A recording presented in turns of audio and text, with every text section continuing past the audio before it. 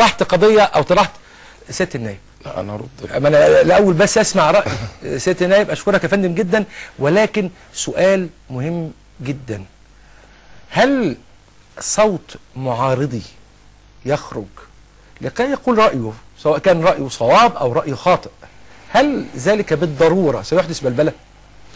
هو في خلط في الموضوع ده كبير جدا. اولا احنا يعني الاول نتكلم على، يعني بغض النظر انا مش عايز اتكلم عن الحزب الوطني والالتزام الحزبي وعدم تقديم الاستجوابات، لان دي فيه كذا واقعه شهيره جدا، اشهرها الواقعه بتاعه طاهر حسين فعلا، النائب طاهر حسين واخرين. لا يجرؤ اي احد من نواب الحزب الوطني ان يقدم استجوابا، وهو احد الادوات الهامه الرقابيه في البرلمان. هل هذا صحيح؟ اكمل بس. لا ما هو انا عايز ارد على حضرتك عشان انا هقول له بس هل هذا صحيح؟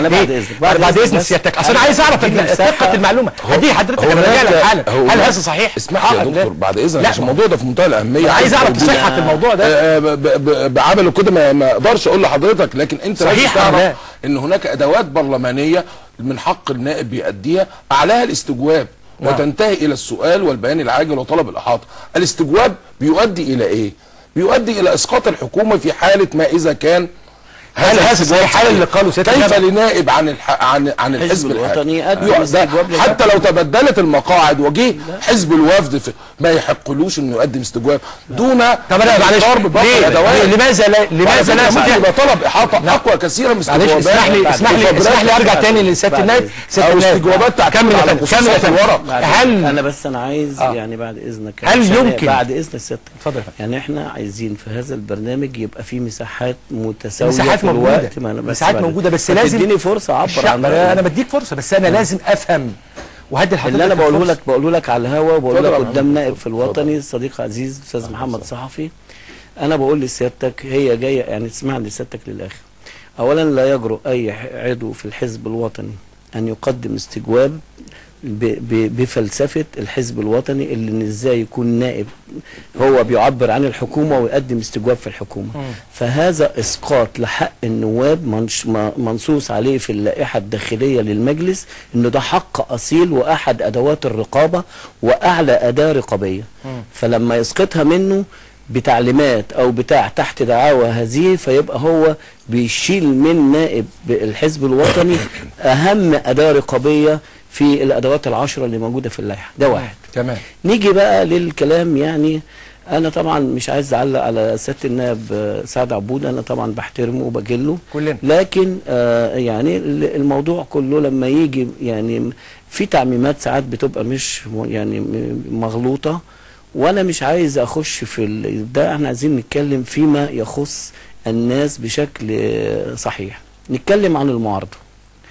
سيادتك النهارده مثلا احنا كاحد ادوات المعارضه، يعني في اولا تجارب سابقه لحزب التجمع حينما كان الاستاذ خالد محي الدين زعيما للمعارضه البرلمانيه في دوره 95، وبرضه بشهاده مركز الدراسات السياسيه والاستراتيجيه بالدراسات السياسيه والدراسات كليه اقتصاد وعلوم سياسيه، بانه حجم الاستجوابات التي قدمها نائب بقامه البدري فرغلي وابو العز الحريري والاستاذ خالد محي الدين، وحجم هذا النشاط كان جاد جدا. احنا بنقول ان احنا النهارده كمجموعه برلمانيه، هو النائب دوره ايه في القبه تحت القبه؟ ايه دوره؟ ايه دور النائب؟ هو عنده دورين مهمين جدا، دور رقابي ودور تشريعي.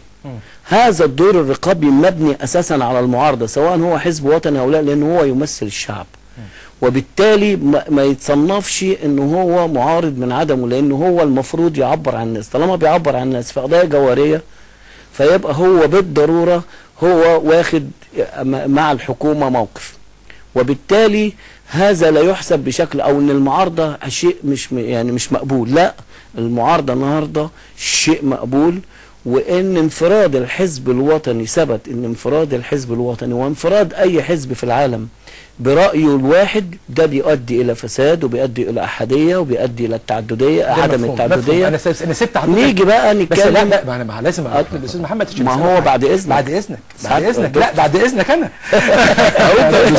على السؤال بس. هل في انفراد فعلا للحزب الوطني؟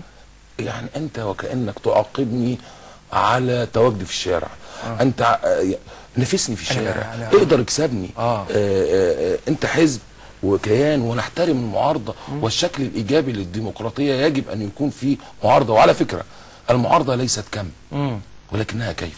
اذكر في 84 و87 كان اعداد المعارضه لا تتجاوز اصابع اليدين، لكن كانوا بيأدوا اداء اقصر. هل اللائحه الداخليه للمجلس بها عور؟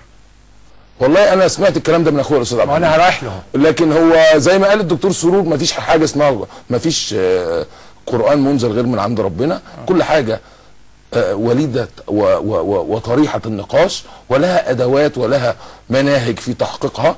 لو في من حقي نائب ومن حق الاستاذ عبد الحميد كنائب انه يقدم تعديل في اللائحه ويجمع عدد معين. تمام. لو هو يرى في بعض المواد في عوار. انت وجهت اتهام بان هناك عوار في اللائحه الداخليه للمجلس. ما هو العوار اولا؟ هو لان لما يبقى اي لائحه معموله، هي بتبقى اللائحه داخليه لاي مؤسسه، بتبقى هي منظمه للعمل الداخلي. ولما تبقى هذه اللائحه موجوده على اساس انها بتنظم عمل الاعضاء وسير المجلس، فيبقى لازم تبقى يعني لائحه ديمقراطيه بتسمح بتعميق الديمقراطيه وممارسه افضل للاعضاء بحيث ان هم يقوموا بدورهم الرقابي والتشريعي. القرايه الاولى للائحه هناك في قيود، وهو الدكتور فتحي سرور بالمناسبه قال لي في الجلسه انا معك، وان هو قدم كمان امبارح في المحاضره بتاعته القيمه اللي قالها، وهو استاذ قانون، انه هو كمان بادر ببعض الاشياء في تعديل اللائحه. والاستاذ محمد الصحفي يذكر ان في الدوره اللي فاتت، وانا ما كنتش عضو برلمان لكن انا متابع، كان في حصل تعديل، لكن هذه التعديلات دائما للقيود. وهدي لسيادتك نموذجين بس الوقت ضيق. يعني انا بعد اذنك لا انا هضطر بعد اذنك انت اديني فرصه، اديني مساحه. وقتي انا ضيق. طيب ما انت بتدي يعني معلش انا بحاول والله، لكن انا بدي اللي انا اقدر اديه. يعني اديني مساحه. طب اتفضل. انت جايبني عشان انا نفسي اديك مساحه لغايه. لا طب اديني مساحه زي محمد يا اخويا حبيبي. هو دايما المعارضه كده. هي المعارضه كده. انت عمال تسال المعارضه اشمعنى في مصر؟ اشمعنى؟ انا معاه في الحكايه دي على فكره. لا اللي انا عايز اقوله مثال واحد. لا مثالين عشان ناس كتيره سالت. تمام. لما حصل عدد الاستجوابات اللي اتقدمت في دورات سابقه، وهي كانت ممكن لا ترقى لدرجه انها تبقى استجوابات، حصل عليها نوع من الضوابط في التضييق على انها لازم فعلا استجوابات تبقى محكمه وموثقه وبتاع. فحصل عليها ضوابط خلت ان بيبقى لازم يبقى في تقديم وثائق وكذا وكذا. يعني في الاخر خالص حصل قيد على انها هذه الصيغه، رغم ان النائب له حصانه في انه يقول ويتهم الحكومه كيفما شاء، بس طبعا بطرق معينه وكذا. ايضا التعديل الخاص بوضع الضوابط، او القيد في ان انت لازم عشان تقدم طلب مناقشه معين فتقدم مثلا عدد كبير من الاعضاء وكذا. مفهوم. انا بقول بغض النظر، ولما نقول عوار او نواقص في اللائحه، هذا ليس اتهاما للائحه، لكن ده تحقيق واقع ان المفروض ان لائحه المجلس. وبالمناسبه انا بعلن اهو ان انا سوف اقدم مشروع انا وزمايلي في حزب التجمع لمشروع لائحه جديده او باللي نراه من تعديلات بحيث يحقق الديمقراطيه. الحزب الوطني يوافق عليها ما وافقش او الاغلبيه، في الاخر دي لائحه لاعضاء البرلمان مصر كله، ما هياش لائحه لحزب معين. مفهوم يا فندم. دي بس حاجة. بقى انا انت ما سالتنيش خالص عن المعارضه هتعمل ايه. والله وانا استنى ده انا عرفت دلوقتي فعلا هو عنده حق في الحته دي. في حق ايه؟ طب نعمل ايه مع المعارضه؟